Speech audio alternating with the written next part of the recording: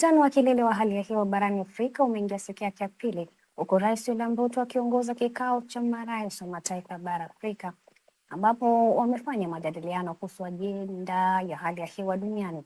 Maelfu ya washiriki, miongoni mwao zaidi ya wakuu 20 wa nchi za Afrika, wanahudhuria mkutano huo ambao unalenga kushughulikia ongezeko la mabadiliko ya tabia nchi na gharama zinazohusiana na athari hizo duniani na hasa katika bara la Afrika.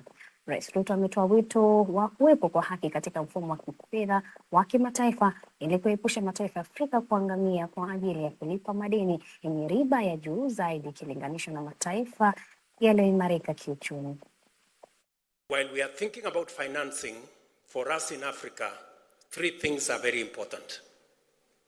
As they say in Kenya, mambo ni matatu.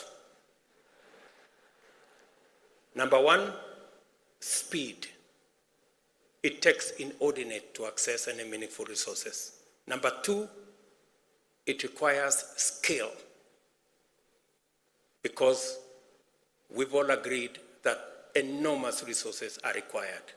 And number 3, affordability, so that we all pay the same.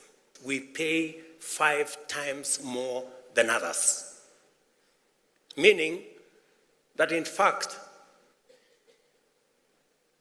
the architecture is set up in a manner that if you borrow, it will be difficult for you to pay. And that is why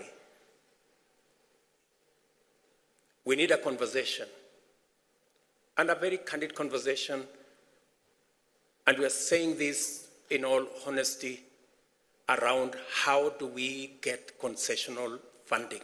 How do we pay as much as others are paying?